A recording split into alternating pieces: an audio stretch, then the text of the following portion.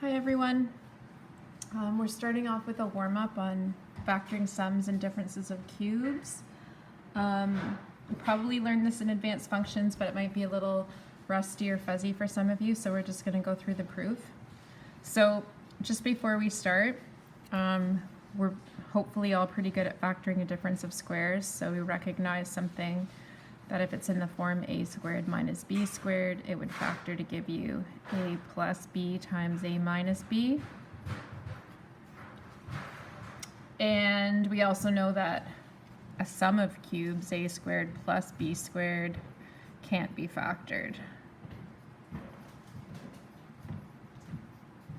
Well, it turns out that both a difference of cubes and a sum of cubes can be factored. So a difference of cubes factors to give you this expression, a minus b times a squared plus ab plus b squared. And I'm going to start off just by proving that to you using the factor theorem in long division. So we're going to look at this expression x cubed minus n cubed, and we want to factor it. Okay, so the factor theorem says if I can find a value that makes this expression equal to 0. So for instance, if I let x be n, then I would get n cubed minus n cubed, which would be 0. So if x equaling n makes this 0, then it means therefore x minus n is a factor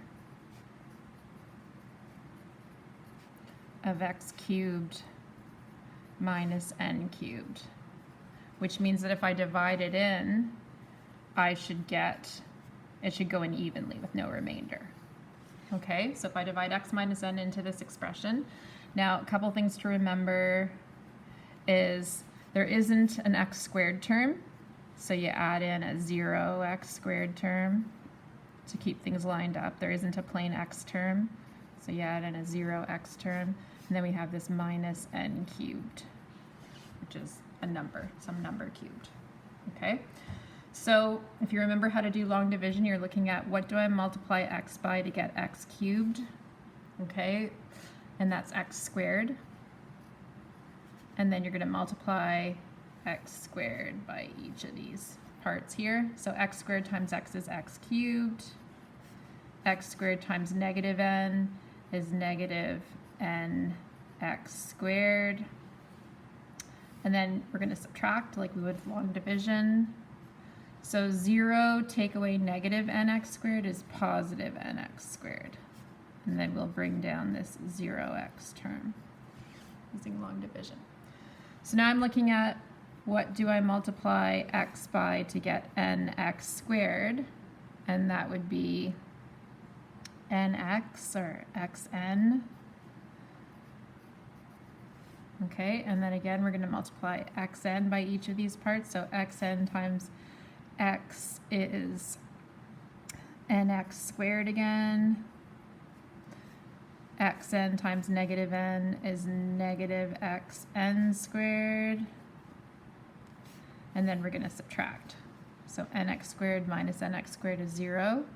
0 take away negative. So take away a negative is add. Xn squared gives me xn squared. Bring down negative n cubed. So now we're looking at what do we multiply x by to get xn squared. That's n squared.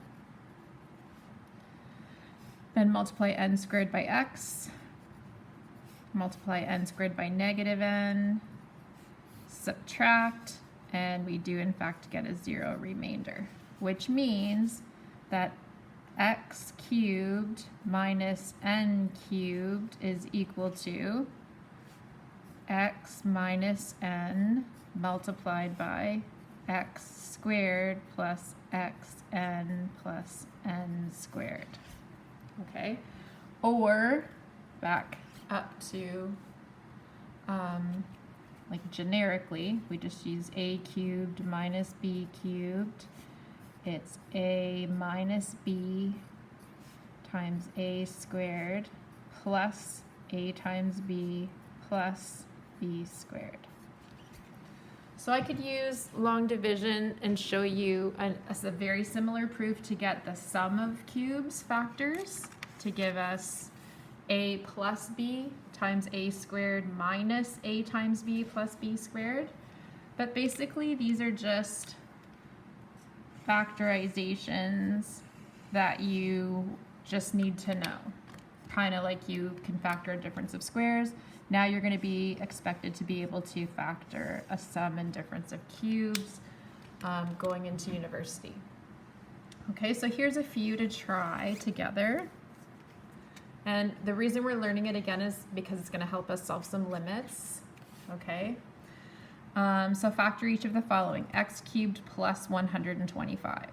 So it's a sum of cubes because 125 is 5 cubed.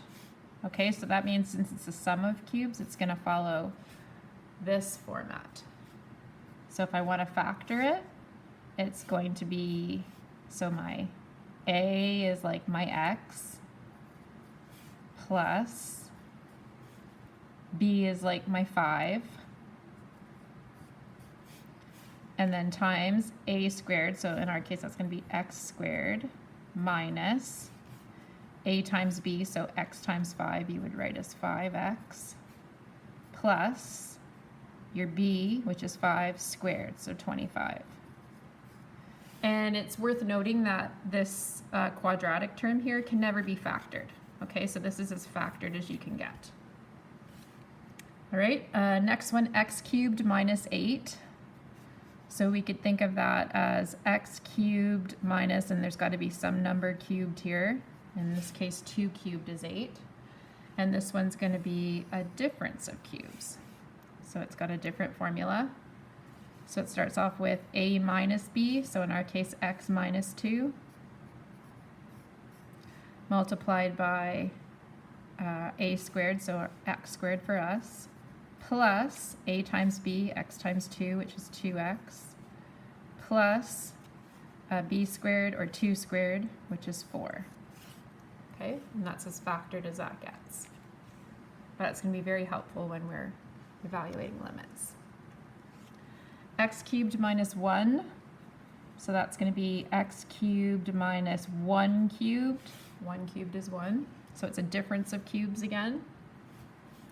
So it's going to factor to give us x minus 1 times x squared plus 1 times x, so that's x, plus 1 squared, which is 1. X cubed plus 64, so that's got to be x cubed plus some number cubed, and that happens to be 4 cubed is 64. So we're on the green box, the sum of cubes. Factors to give me x plus 4 times x squared minus x times 4, which is 4x, plus b squared, so 4 squared, which is 16. So that's how you factor sum or differences of cubes. All right, so we're going to start off with our lesson on evaluating limits now, and then we'll just keep this for later when we come across it. Okay, so evaluating limits. We're learning to evaluate limits by substitution, if possible. Okay, and that's a really easy way to do it if it's possible. And we're learning to evaluate limits that are in indeterminate form. Indeterminate form, by using procedures to get out of the traps. So limits such as the limit as x approaches 2 of x minus 4 are very easy to find, because to get the limit we can actually just substitute x equals 2. So if we've got the limit as x approaches 2 of x minus 4, again the denominator is a 1, it's safe to let x approach 2, let x approach 2, and we get -2. Okay, so that limit's solved. You can look at it graphically if you want to here. So as x, here's 2 right here. So as x approaches 2 from the left, your curve is approaching -2. As x approaches 2 from the right, your curve is also approaching -2. So you can see your limit is there at -2, which is what we got algebraically also makes sense graphically. So whenever we're dealing with a continuous function, which means there's no holes or gaps, then you can just solve the limit by substituting, okay? Mathematically speaking then, how do you say that? If a function is continuous at x equals a, then the limit as x approaches a of f at x is just f at a. So you just need to substitute a in for x. So here's some easy examples of that. The limit as x approaches 3 of x squared then is just going to be 3 squared because it's safe to let x approach 3, which gives us 9. The limit as x approaches 4 of 2x minus 1, safe to let x approach 4, so we can just substitute and get 7. The limit as x approaches 1 of x squared minus 1, safe to let x approach 1 because the denominator is a 1. So again, we can let x approach 1 and we get 0, which is fine to get 0 in the numerator, just not the denominator. And then the limit as x approaches 10 of the square root of x minus 1. Let x approach 10. We get the square root of 9, which is 3. Okay, so those are easy limits where the function is continuous at that x value, so we can just substitute the x value in. Got some more here. The limit as x approaches 2 from the right of 5 minus x squared. So the 2 from the right there is just kind of to confuse you a bit, but it's a continuous function. It's a parabola. You can see that. So it doesn't matter whether we're approaching 2 from the left or the right in this case. It's a continuous function, so we can just substitute 2 in, and we get 1. Here, we have to be a little more cautious because we do have a denominator. The denominator is x plus 2.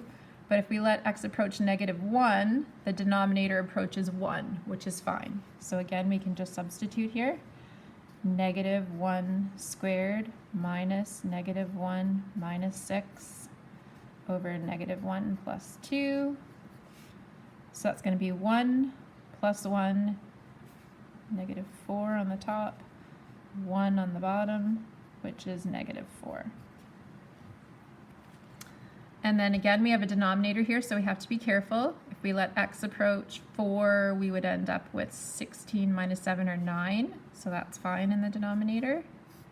So we can just substitute 8 minus 4 over 16 minus 7, square root of 4 over 9, which you can do the square root of the top over the square root of the bottom, giving you 2/3. Okay. Okay, so now we have kind of like a fundamental calculus question, and we're going to do like a grade 12 understanding of something that if you take calculus next year will be a very important concept. And that is the difference between a function being continuous at x equals a and a function that is not continuous at x equals a, but the limit at x equals a still exists. Okay, and we're going to use diagrams and words to explain the difference here. So I'm going to do a little chart. So on this side, we're going to be continuous. So I'm going to use CTS for continuous at x equals a. And then on this side, we're going to be not continuous at x equals a. So we'll start with the kind of easier side first. So I'm going to try to make these diagrams look as similar as possible. So I'm just doing a little XY axis here. Or an x, probably better to say x, f at x axis. And I'm going to draw a generic function.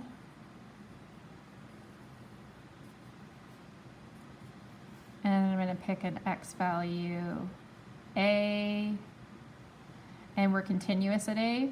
Okay, so we've got this nice smooth curve. And here we've got the y value that corresponds with x being a, and we're just going to call that capital L.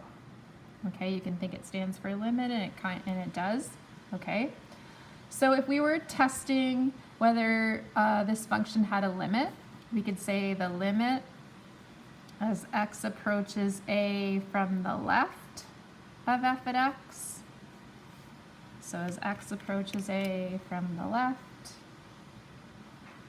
the curve is approaching L, but also as x approaches a from the right, the curve is approaching L. So we can say that these limits are equal. The limit as x approaches a from the left is equal to the limit as x approaches a from the right of f at x. And they both equal L. Okay? Which means that the limit exists. So therefore, limit as x approaches a of f at x is L. Okay, the limit exists and is L. Well, to be continuous, f at a, so the value of the function when x is a, also has to equal L. So here's my function. This point here represents a, f at a, and f at a, I have another color here other than yellow and green, so I'll just put a box around it, but f at a happens to be this value L, okay, which is really important. So if these two are true, so if the limit exists and is L, and f at a is also L, then we say the function is continuous at x equals a. Okay? So now we're going to look at a similar situation where the limit exists still, but the function is not continuous at x equals a. So we'll try to duplicate this as much as possible here. So here's my x and my f at x. Here's my function. I'll try to make it look as similar as possible, but except I'm going to put a hole here at a.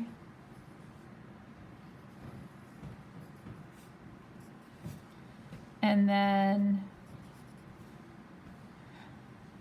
at a, there's going to be another value here.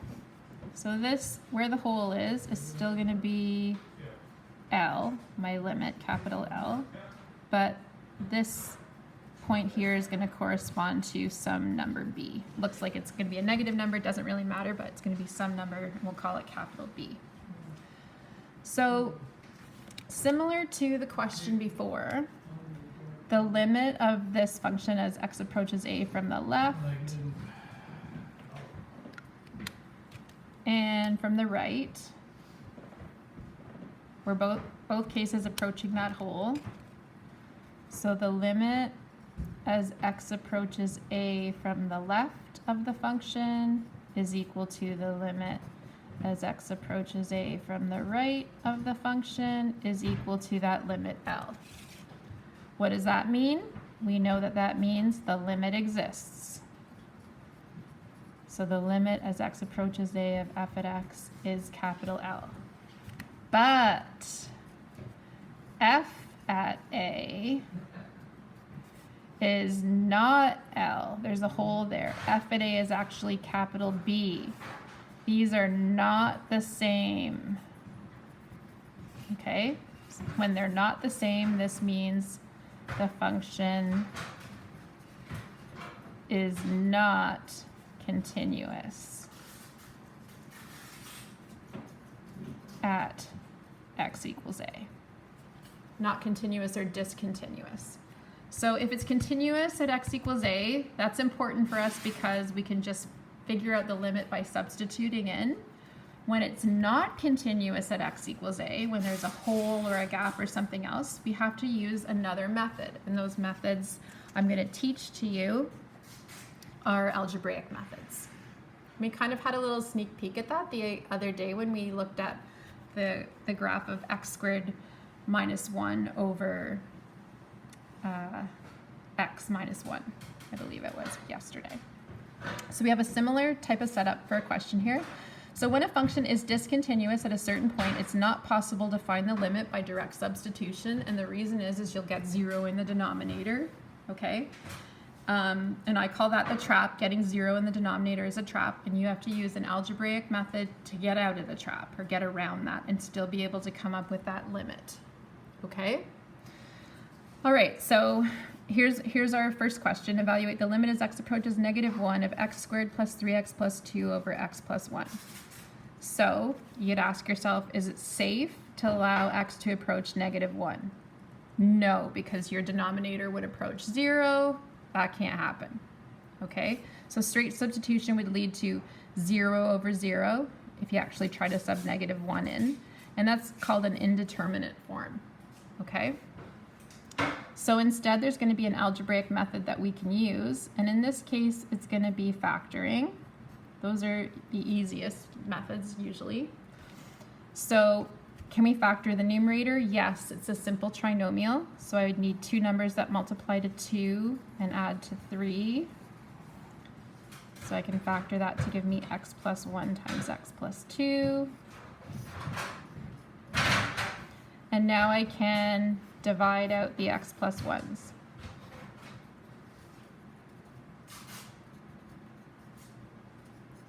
So now that I've divided out the x plus 2s, the denominator is really like a 1 that is understood to be there. And now it's safe to let x approach -1.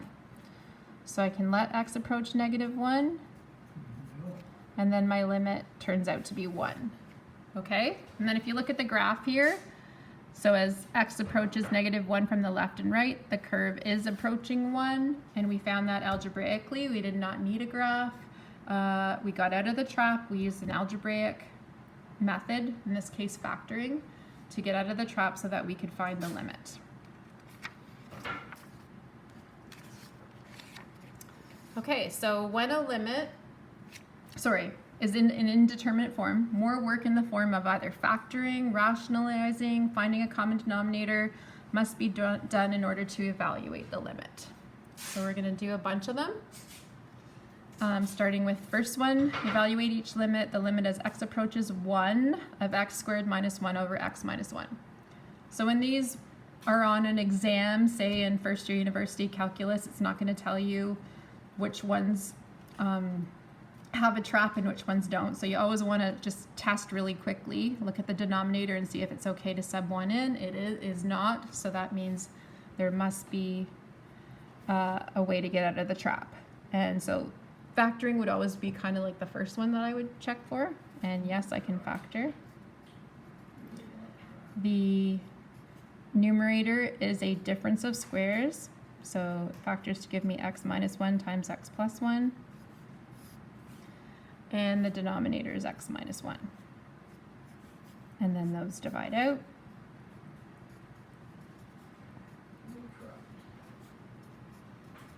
And now that I've divided out the denominator, it's safe to let x approach 1. So the limit is 2. Okay, the next one. Could I let x approach 0? No, x is the denominator, so the denominator would approach 0. Factoring doesn't look very factoring friendly, but we can rationalize. So this is going to be an example where we rationalize by multiplying by the conjugate radical, okay? But whatever we do to the top, we have to do to the bottom. So we're going to multiply the numerator by the conjugate radical, which would be the square root of x plus 1, change the sign here between the radical and the number, so plus 1. And then whatever we do to the top, we have to do to the bottom. So our point of doing that is we want to divide out that problematic x there that is preventing us from letting x approach 0. Okay, so in the numerator, we're going to do the FOIL here. So we're going to multiply these together and these together.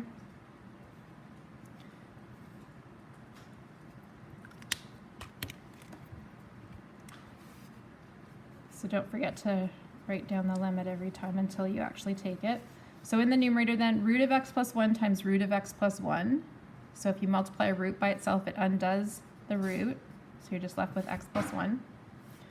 Then my second yellow arrow here, it's going to be plus root of x plus 1.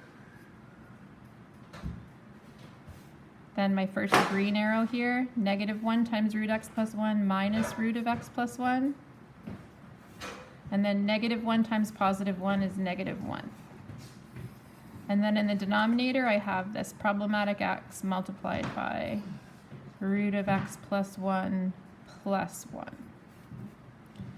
So in the numerator here, plus root x plus 1 minus root x plus 1 adds up to 0. And that's why rationalizing or multiplying by the conjugate radical is a nice method there. So I'm left with x plus 1 minus 1, which just turns out to be x.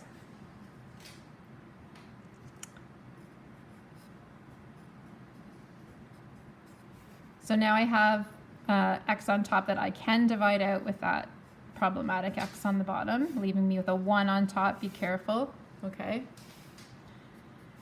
So I've got the limit as x approaches 0 of 1 over the square root of x plus 1 plus 1. Now it's safe to let x approach 0.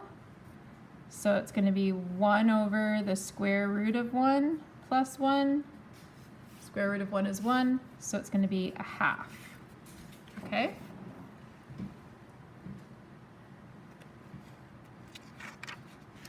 All right.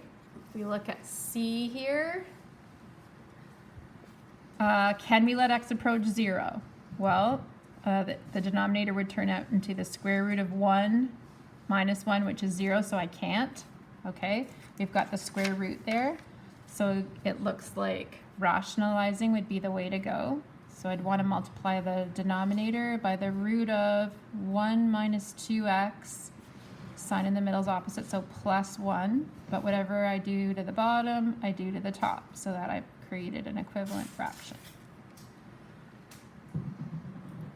So this time I'm rationalizing the denominator. So I'm just going to leave the numerator as x times this conjugate radical, square root of 1 minus 2x plus 1. And in the bottom is where I want to do that FOIL. So think of these as kind of binomials, and we're doing root of 1 minus 2x times root of 1 minus 2x. So that's going to undo the root and give me 1 minus 2x. Then I've got root of 1 minus 2x times positive 1. So positive root of 1 minus 2x. And then negative 1 times root of 1 minus 2x. So minus root of 1 minus 2x. And then negative 1 times positive 1 is negative 1.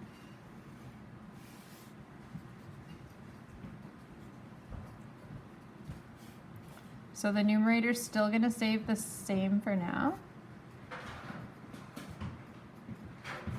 Denominator, so we've got this positive root of 1 minus 2x and the negative root of 1 minus 2x that add up to 0. We've got 1 minus 1, which adds up to 0. So we're just left with negative 2x in the denominator. So now I've got x times this binomial over negative 2 times x, so I can divide out the x's.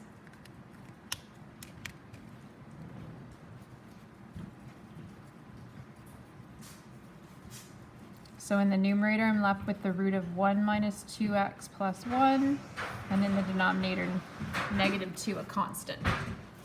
So it's safe to let x approach 0, and that's going to give me the root of 1 plus 1 over negative 2, which gives me 2 over negative 2, or negative 1 as my limit. Okay, D. So I would look for factoring here. If you have 4 terms, we really hope we don't have to use the factor theorem and long division, so we're hoping that factoring by grouping will work here. So if we just look what's in common with these first two terms here, x cubed and 2x squared, it would be x squared. So common factor out x squared from those first two terms and we would get x plus 2. Sign that comes next goes next, so negative. In common with 4x and 8 is 4. So then we're going to divide each of these two terms by negative 4. Negative 4x divided by negative 4 is x. Negative 8 divided by negative 4 is positive 2.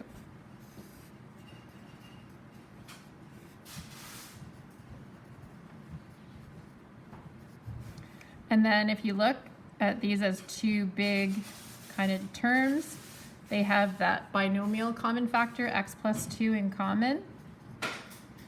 And if you divide each chunk by this binomial common factor, you'll be left with x squared minus 4 for the other factor.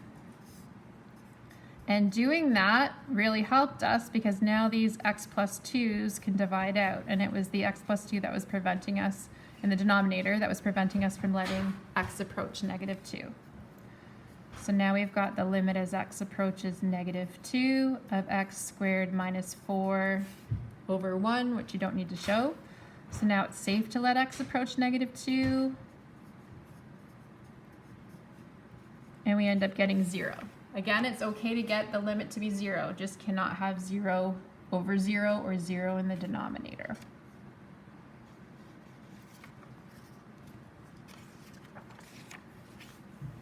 Okay, E.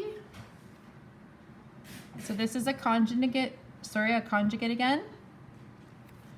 So conjugate's just a little more difficult. So we would multiply the top here by root of 1 plus 4x. Sign in the middle changes plus root of 1 plus x. And whatever you do to the top, you do to the bottom. So multiply by root of 1 plus 4x plus the root of 1 plus x. So we've got the limit as x approaches 0. So the top is what we're rationalizing. We're hoping to get an x left over on the top somehow that we can divide out with this problematic x on the bottom. And we've got these 4 multiplications to do again.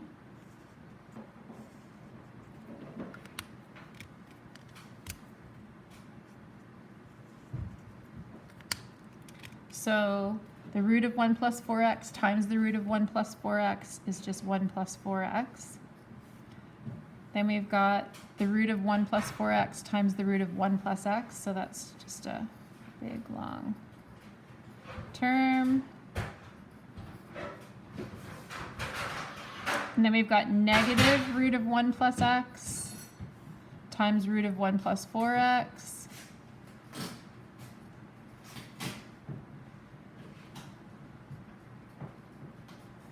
And then we've got negative root of 1 plus x times positive root of 1 plus x. So negative times a positive is a negative, but it's subtracting 1 plus x, not just whatever happens to come first. So those brackets there are really important. Over our denominator, which is x times the root of 1 plus 4x.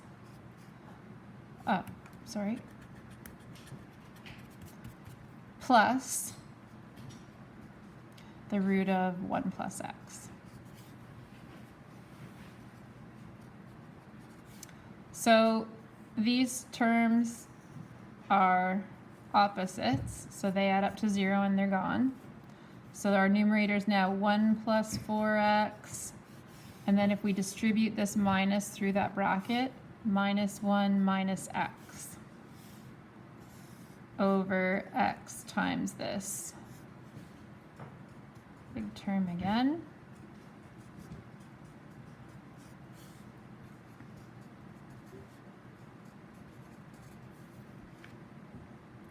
Which is the limit as x approaches 0. So we've got the 1 minus 1 adds to 0. 4x minus x is 3x over x times the root of 1 plus 4x plus the root of 1 plus x. So finally, I got 3 times x and x times this binomial. I can divide out the x's, and now it's safe to let x approach 0. So if I let x approach 0, my numerator is going to stay 3. My denominator is going to become the root of 1, because 4 times 0 approaches 0, plus the root of 1 again. So that's going to give me 3 over 2 as my limit. Notice we keep the limit until we actually take it, or we let x approach 0, then we don't have the limit anymore. Okay? All right, so I kind of went over a little bit here, so I'm going to recopy this question. So the limit as x approaches -3 of x plus 3 over x cubed plus 27. Okay, so here's where we're going to use that, in this case, sum of cubes factoring. So I would test myself, can I sub -3 in here to the denominator? -3 cubed is -27, so the bottom would become 0. So going back to that factoring, so I'll just write it up here if I can. So we know that a cubed plus b cubed factors to give us a plus b times a squared minus ab plus b squared. Okay? So in our case, the b is 3, because 3 cubed is 27. Okay? So that means x cubed plus 27 is going to factor to give us x plus 3 times x squared minus 3 times x, so 3x, plus 3 squared, which is 9. And you can see what happens here then is we can divide out the x plus 3 on top and the x plus 3 on the bottom. Remember, the top's now a 1.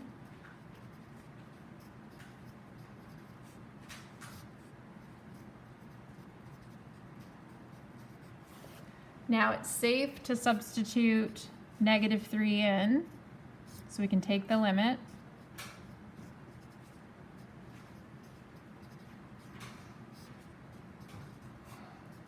Which is going to give us 1 over 9 plus 9 plus 9, or 1 over 27.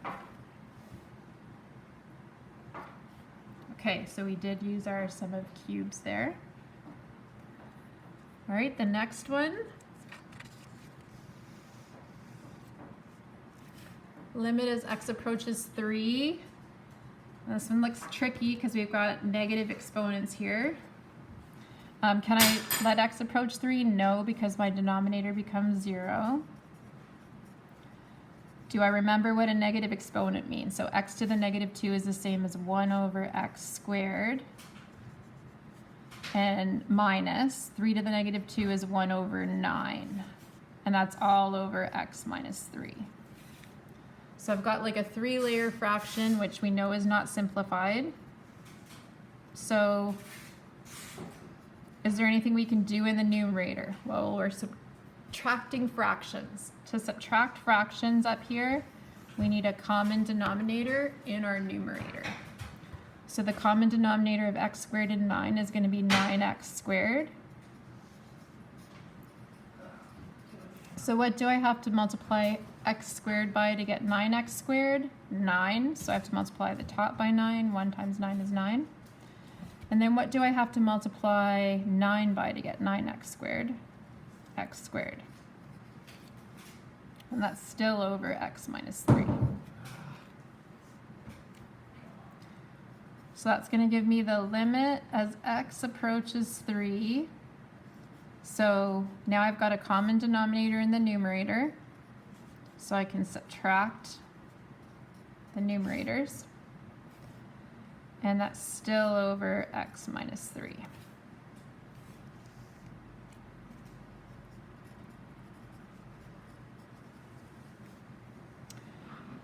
Okay, so 9 minus x squared is a difference of squares. It does matter. It's not the same as x squared minus 9, so it factors to give me 3 plus x times 3 minus x. And I've got 9x squared here. this is a big divided by. So dividing is the same as multiplying by the reciprocal. So I can multiply this by 1 over x minus 3.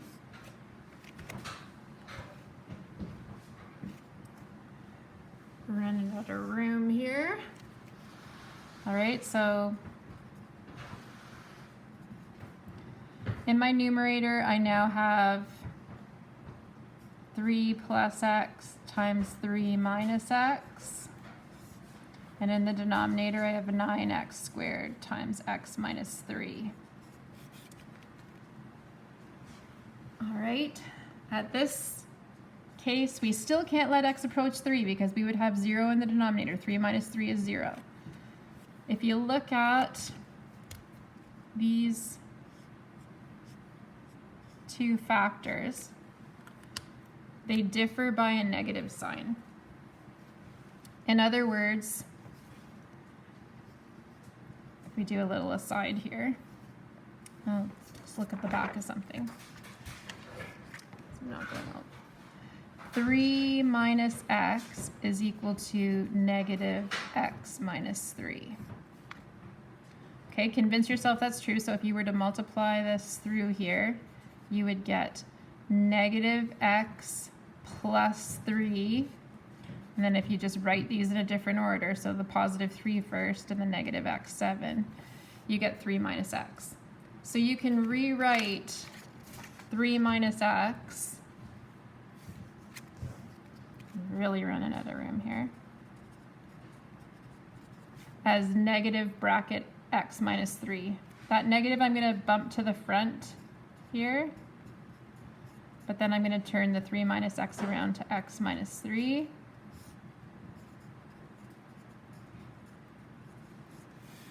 And now my x minus 3's can finally divide out. So now it's okay to let x approach 3. When I do that, I'm going to get negative 3 plus 3 over 9 times 3 squared, or negative 6 over 81, which reduces to, so divide by 3 and each one, negative 2 over 27. Okay, that was a tricky one. We'll maybe go back up and star it. Okay, the next one, so we're getting, it looks like trickier or more difficult as we go. Can we let h approach 0? No, because our denominator will approach 0. What I'd like you to see this as is a difference of cubes. Okay, so this top part is actually a difference of cubes, where a is 4 plus h, and b is, so 64 is the same as 4 cubed. So what's being cubed for our little a part here is 4 plus h is being cubed. That was kind of just given to us. And then what's being cubed to get 64? 4. So we should be able to factor this using the difference of cubes factorization, which I'll just remind you up here. A cubed minus b cubed is a minus b times a squared plus a times b plus b squared. Okay, so if we look at that model there with our a being 4 plus h and our b being 4, so for our a minus b part, a is 4 plus h, minus b is 4. Now for the tougher part here, a squared, so that's our a is 4 plus h, so I'm just going to write that as 4 plus h squared, plus a times b, so that's going to be 4 plus h times 4, which I could just write like this, 4 times 4 plus h, plus b squared, so our b is 4, b squared is 16, all over h. And then a really nice thing happens in this first factor. 4 plus h minus 4 is just h. And then I can leave this as yucky as it is, kind of like when we rationalize, we get those brackets that are not nice, but we can work with them. And now I can divide out those h's. So now it's safe to let h approach 0 because the denominator is just a 1 now. So if I let h approach 0, I'm going to get 4 squared plus 4 times 4 plus 16, which turns out to be 48.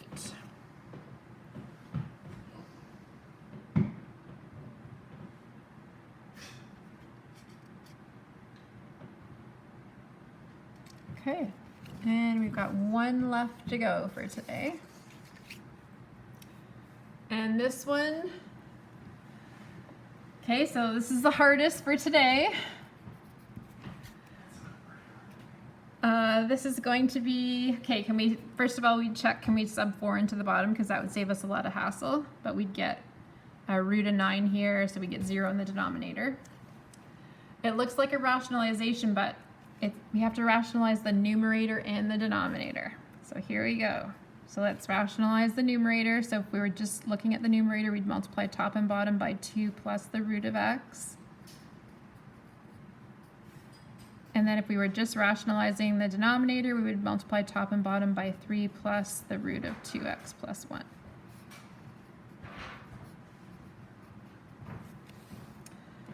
Okay, so that looks crazy. But we're going to do some targeted multiplying here. So in the top, I want to do this times this. And I'll put that in my yellow brackets. And then I'll just do times that at the end. Okay? So if I multiply 2 minus root x times 2 plus root x, I'm going to get 4. I would have the plus 2 root x and the minus 2 root x, which would add to 0. And then minus root x times root x would give me minus x. So there's my first bracket. And that's still being multiplied by this 3 plus root of 2x plus 1.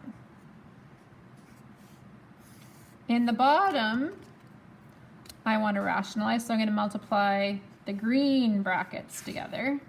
Because if I'm multiplying 3 things together, the order doesn't matter. And again, this is like FOIL, so 3 times 3 gives me 9. 3 times positive root 2x plus 1.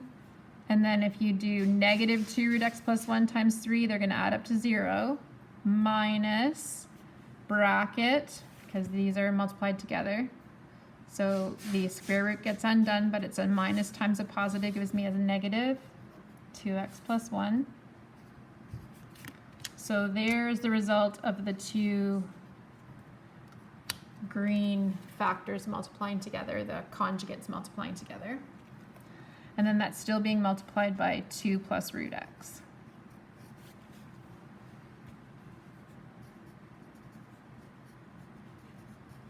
So 4 minus x, there's nothing I can do to simplify that any further, so I'm going to leave it.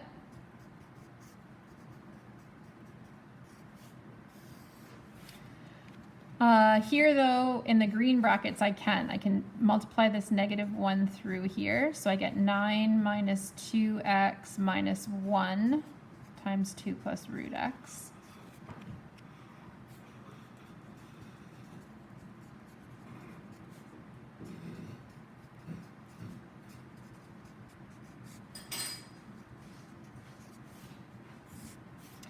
So 9 minus 1 is 8. Minus 2x.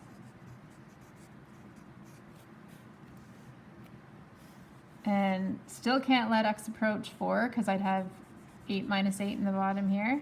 But there's a glimmer of hope here. Oops.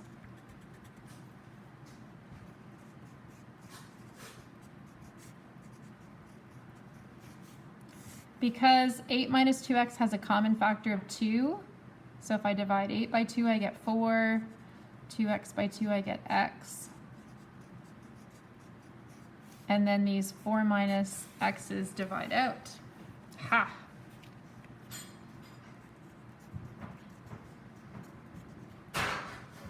So I'm left with 3 plus the root of 2x plus 1 and then in the numerator, and 2 times 2 plus root x in the denominator. Is it safe to let x approach 4 now? Yes. So I get 3 plus the root of 9 over 2 times 2 plus the root of 4, which is 6 over 2 times 4. 2 plus 2 is 4, which is 6 over 8, which reduces to 3/4. Okay, that's a double rationalization question. All right, so there was our lesson. Evaluating a limit by substitution, that's if it's continuous, you can just sub in. And evaluating a limit that is an indeterminate form by using procedures such as factoring, finding a common denominator, and rationalizing, which is multiplying by 1 using the conjugate radical. So multiplying top and bottom by a conjugate radical. All right, thank you.